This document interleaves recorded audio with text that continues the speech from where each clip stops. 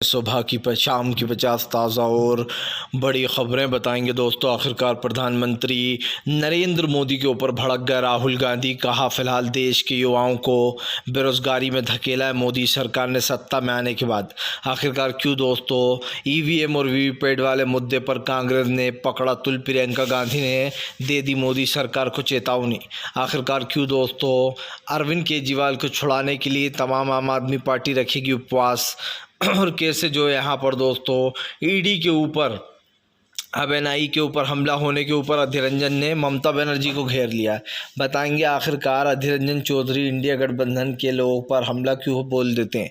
तमाम मुद्दों पर होगी बात, लेकिन उससे पहले अगर आपने अब तक हमारे चैनल को सब्सक्राइब नहीं किया तो कर लीजिए। पास में घंटी आएगी, उसको भी दबाइए ताकि हर वीडियो की अपडेट आपको मिल पाए। दरअसल दोस्तों आपको बताते चले, प्रधानमंत्री नरेंद्र मोदी के ऊपर जमकर भड़कते हुए नजर आए दोस्तों। जो है यहाँ पर राहुल गांधी बोले फ़िलहाल प्रधानमंत्री ने सत्ता में आने के बाद देश के जो है यहाँ पर दोस्तों 20 करोड़ गरीबों को और गरीबी में झोंक दिया। आपको बताते चले राहुल गांधी ने कहा है कि इस देश के युवा और गरीबों को प्रधानमंत्री ने सत्ता में आने के बाद और गरीबी में झोंक दिया। यही नहीं, राहुल गांधी ने कहा कि फ़िलहाल जीएसटी से लेकर तमाम जो चीज़ें हैं वो ख़ास करके सिर्फ विपक्ष पर अपनाई जाती हैं और गरीब होता चला जा रहा है। उन्होंने कहा बीजेपी कुछ भी गलत करती है तो जो है यहाँ पर उस चीज़ को ख़ास करके दोस्तों ढकने के लिए दूसरा मुद्दा उठा देती है। हमने कई बार देखा है कि बीजेपी कई बड़े बड़े मुद्दों में फंस जाती है, उन्हें दबाने के लिए वो कोई दूसरे मुद्दे कर देती है, या तो किसी गिरफ्तार करवा लेती है, या दोस्तों जो है यहाँ पर बीजेपी कुछ और करती है। अब कई बार ऐसी चीज़ें हुई हैं। किसान आंदोलन के दौरान शाहरुख खान का बेटे को गिरफ्तार करवाया गया ताकि वो लखीमपुर वाला जो किस्सा था, जो आशीष मिश्रा ने गाड़ी चढ़ा दी थी किसानों के ऊपर, वो मामला दब जाए। यही नहीं, अभी हाल ही में चुनावी बॉन्ड का मामला उठा था तो अरविंद केजरीवाल को गिरफ्तार करवा दिया ताकि वो मामला दब जाए। बीजेपी दोस्तों बहुत ही शातिरने के साथ गेम खेलती है। वो पहले बड़े बड़े घोटाले करती है, फिर उनको दबाने के लिए कुछ और नया बड़ा कांड कर देती है, जिसके चक्कर में आप और हम उस पर पड़ जाएं और बीजेपी उस मुद्दे से भाग निकले। आपको बताते चले दोस्तों, फिलहाल भारतीय जनता पार्टी के ऊपर जमकर गरजती हुई नजर आई आम आदमी पार्टी ने जनता से अपील की है कि केजरीवाल की रैली में सब हों शामिल, केजरीवाल के लिए रखेंगे उपवास। दरअसल आपको बताते चले दोस्तों, अरविंद केजरीवाल की गिरफ्तारी को लगातार आम आदमी पार्टी और ख़ुद अरविंद केजरीवाल इनलीगली बता रहे हैं, क्योंकि केजरीवाल का कहना है कि उनको फ़िलहाल बिना किसी सबूतों के गिरफ्तार किया गया है। और दोस्तों आप समझिए, ये कोई पहली बार नहीं है जब किसी को बिना सबूत के गिरफ्तार कर लिया गया हो। इससे पहले हेमंत सोरेन से लेकर तमाम बड़े नेता हैं जो गिरफ्तार हो चुके हैं। अरविंद केजरीवाल की तरह ही हेमंत सोरेन भी दोस्तों झारखंड के सीएम हैं, और ये देश में पहली बार हो रहा है कि भैया सीएम को गिरफ्तार किया जा रहा है। तो ये चीज़ें तो साफ़ ही हो चुकी हैं दोस्तों, और इसी को लेकर जो है यहाँ पर ये सारी भड़ास निकाली गई है। आपको बताते चले दोस्तों, प्रधानमंत्री नरेंद्र मोदी के ऊपर फट पड़ी प्रियंका गांधी ने ईवीएम से लेकर दोस्तों तो जो है यहाँ पर दोस्तों वीवीपैट तक तमाम चीज़ों पर सवाल उठा दिए, पेपर लीक पर भी। दरअसल प्रियंका गांधी ने कहा कि मोदी सरकार जब से आई है तब से चाहे वो पेपर लीक हो या ईवीएम हो, ये मुद्दे बहुत ज़्यादा बढ़ चुके हैं। प्रियंका गांधी ने कहा कि मोदी सरकार देश के युवाओं का भविष्य पूरी तरीके से बर्बाद कर रही है। ख़ास कर दोस्तों ये सब देख रहे हैं कि किस तरीके से जब भी बात पेपर की आती है तो उसके एक दिन पहले लोग तैयारियां काफ़ी लंबे समय से कर रहे होते हैं, लेकिन एक दो दिन पहले ही पेपर लीक हो जाता है। और अगर दोस्तों पेपर लीक होगा तो आप खुद समझ सकते हैं कि फ़िलहाल ये एक बड़ा मुद्दा बन जाता है। इसीलिए आपको बताते चलें, प्रियंका गांधी ने कहा कि फ़िलहाल मोदी सरकार के राज में न पेपर सुरक्षित है न ईवीएम सुरक्षित है। उन्होंने कहा कि ईवीएम को हटाने की कब से मांग चल रही है।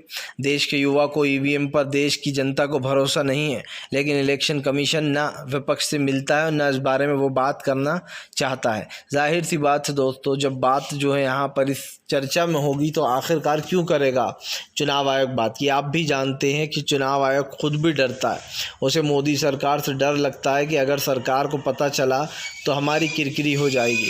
दोस्तों मैंने तो कई बार बोला और फिर से ये चीज़ बोल रहा हूँ, सरकार की जो चालाकियाँ हैं दोस्तों, सरकार की जो शाणपट्टी है वो सबके सामने आ चुकी है। आज हमारे देश का युवा पूरी तरीके से बर्बाद हो चुका है।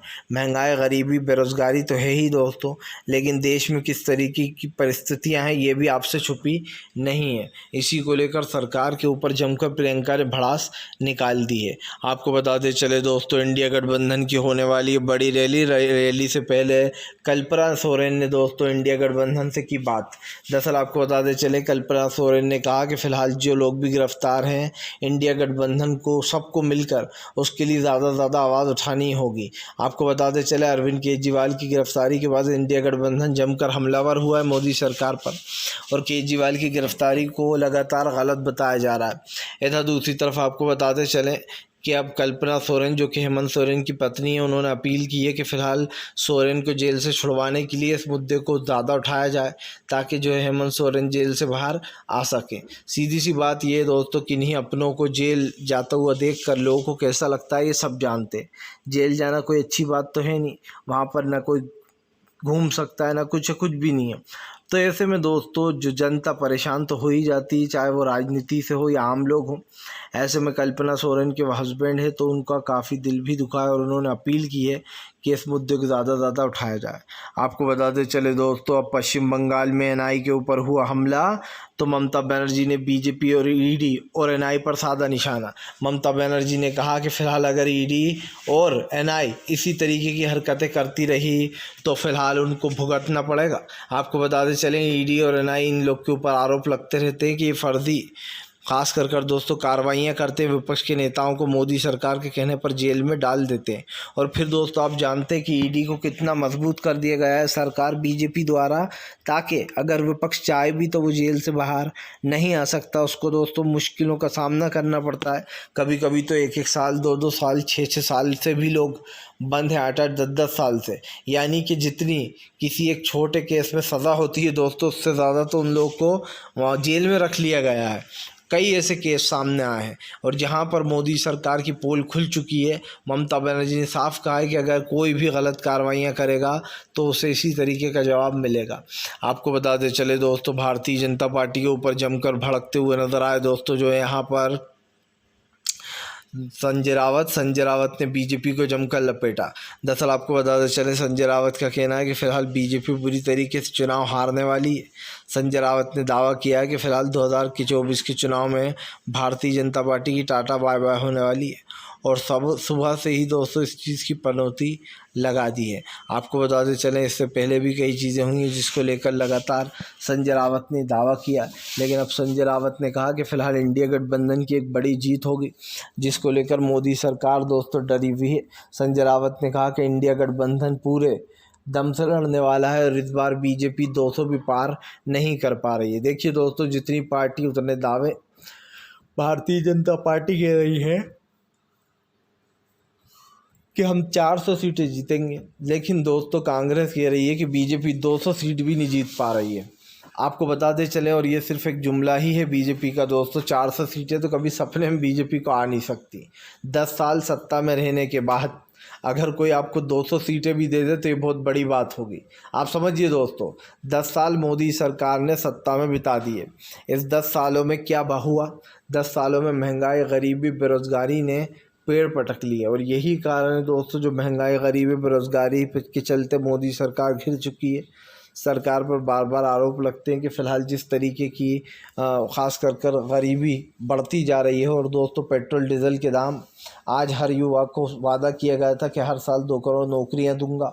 हाँ, प्रधानमंत्री ने ये भी दावा किया था कि वो कांग्रेस ने जो विदेशों में पैसा छुपा रखा है वो मैं ढूंढ कर लाऊंगा और आप में बांटूंगा। अरे मोदी जी, आपने तो उल्टा ही काम किया। आपने तो जो देश का पैसा है वो अडानी और अंबानी की जेबों में भर दिया।